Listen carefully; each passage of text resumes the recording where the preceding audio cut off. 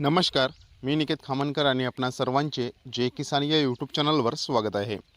आज दिनांक 23 ऑगस्ट 2026 आणि आता सकाळचे 7 वाजत आलेले आहेत।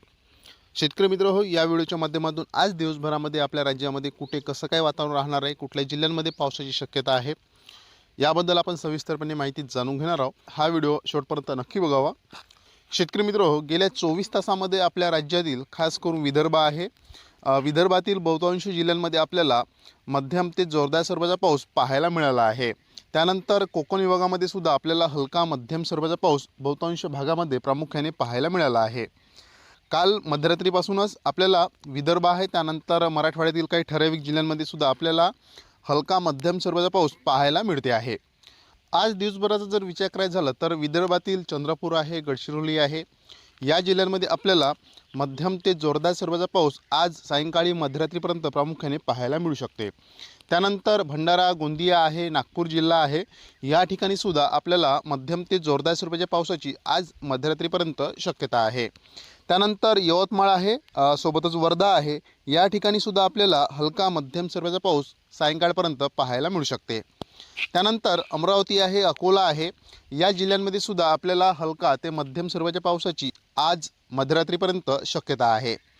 त्यानंतर इकडे वाशिम आहे, सोबतच बुलढाणा आहे, या ठिकाणी सुद्धा आपल्याला हलक्या स्वरूपाच्या पावसाची बहुतांश भागामध्ये आज सायंकाळपर्यंत शक्यता आहे।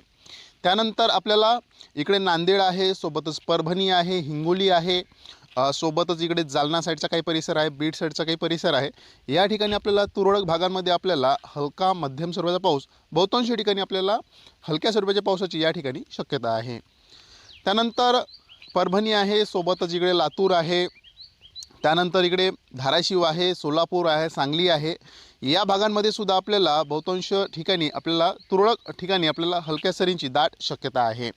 त्यानंतर सांगली, सातारा, कोल्हापूर आहे, सोलापूर आहे, या भागामध्ये सुद्धा आपल्याला अशीच परिस्थिती म्हणजे काही ठराविक ठिकाणी आपल्याला हलक्या स्वरूपाचा पाऊस पाहायला मिळू शकतो।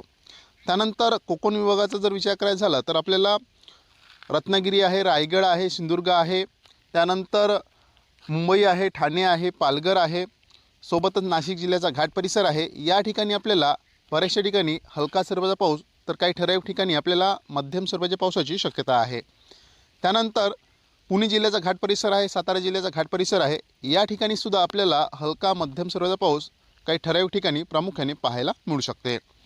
त्यानंतर आपल्याला छत्रपती संभाजीनगर आहे, सोबतच इकडे धुळे, नंदुरबार आहे, जळगाव आहे, या भागामध्ये पावसाची शक्यता ही कमी आहे, पण काही ठराविक ठिकाणी आपल्याला हलक्या सरींची दाट शक्यता आहे।